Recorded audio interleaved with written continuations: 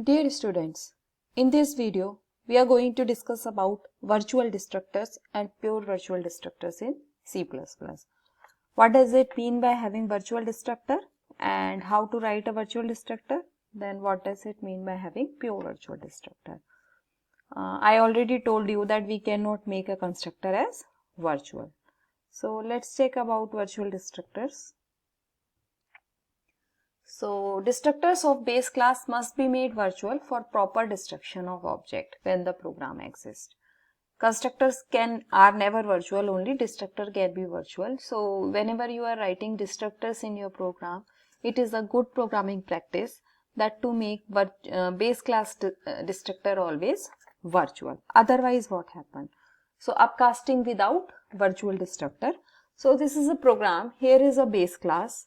In this base class we have one destructor, and just to demonstrate that what will be the output, I write simply base destructor. Then we have a derived class, and we have this class is inheriting class base publicly, and the derived class has its own destructor. So when we are writing here we write a pointer of base class and new derived, this is called upcasting. So now when we will delete this pointer, delete p, if we are going to delete this pointer, delete b, this will only delete the object of base class. So output here will be base destructor. Delete will only call the base class destructor, which is undesirable, because then object of derived class remains undestructed. It will still be in memory because its destructor is never called, which results in memory leak, wastage of memory. So this is suggested that always write the base class destructors as virtual destructors, like here. Here I write base class destructor as virtual destructor. Now when we will use delete b, it will delete both the it will delete pointer also, it will delete object of the derived class. When we have virtual destructor inside the base class, then first derived class destructor called and then base class destructor is called, which is the desired behavior. So let's check it through a program, or let's discuss first pure virtual destructors also. Pure virtual destructors are legal in C++, although pure virtual destructor must be defined, which is against the pure virtual behavior. You can write a pure virtual destructor in a class, but there is a slight difference in pure virtual function and pure virtual destructor. Pure virtual destructors should be defined in the same class, because we cannot define destructor of one class in another class. The only difference between pure virtual and virtual destructor is pure virtual destructor will make the base class as abstract class, hence you cannot create object. There is no requirement of implementing pure virtual destructor in the derived class because you have already defined it like this. Virtual base is equal to 0, pure virtual destructor, and here outside the class I defined it, base destructor, and this is the destructor of derived class. So let's write it, things will be more clear when we'll write the program. So let's write it. Oh, this is already written program. I'm going to delete it and then I will write a simple program, whatever I have discussed. So let's say same, we have a class name is base, and this class has a destructor only, and destructor will be written like this, base, and just to differentiate I will write base destructor so that we can check that which destructor is calling. Okay. And similarly we have another class name is derived, and this is going to inherit base class publicly. So public base, and this class has its own destructor. So let's write the destructor for this class also, derived cout derived destructor.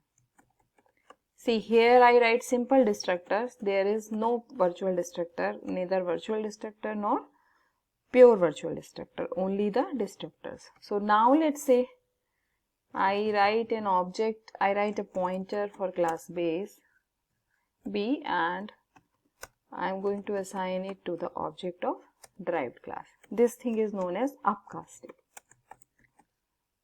Okay, now simply, so destructor will call itself. When we will run this, okay, sorry, I should delete the pointer. So when I will delete this pointer, because we use new, so when I will delete this pointer, because there is no virtual destructor, so this is going to delete only pointer. Base class, derived class object will still be in the memory, hence it will, just a minute, hence it will create memory leak. Oh my god. Okay, now see, it will delete only base, it will call only base destructor. It means object of derived class will still be in the memory and it will create a memory leak. So it means our purpose of writing destructor or deleting something is lost here. So that's why we can make base class destructor as virtual. So virtual base, sorry. Okay, so when I write virtual destructor, now it will call first derived class destructor and then base class destructor. So it will call in the order, first derived, then base. If it is multi-level, so for example, there are 3 classes, level 1, 2, 3. So first 3, third class, then second class, then first class, in the reverse order of writing. It calls the destructor. So similarly, you can write base class destructor as pure virtual destructor also. So for example, what I have to do? I have to simply write 0 here. Okay, when I write 0 here, it means I make this destructor as virtual. So pure virtual. Now I cannot write, only thing is that everything will be same. The only thing is that we have an abstract class and I cannot write object for this class base. Everything is same, derived destructor, base destructor. So when I write virtual base equal to 0, either you can define it here, or if you do not want to define it here, you can define it outside the class like I show you in the PPTs. So the only thing is that if I want, I can, now the base is an abstract class. I cannot write an object for this class because this class has a pure virtual function, pure virtual destructor. So because this is the destructor of a class, so we have to define it inside the class. However, it is a pure virtual destructor. We cannot define it inside the derived class. So this is how you can write your destructor as virtual. And what does it mean to write a virtual destructor? How it can help you in programming. And then how you can write pure virtual destructor, where and when to define pure virtual destructor. So hope you understand the concepts of virtual destructor and pure virtual destructor. Thanks for listening. If you have any queries, you can write me, and see you in the next video. Thank you.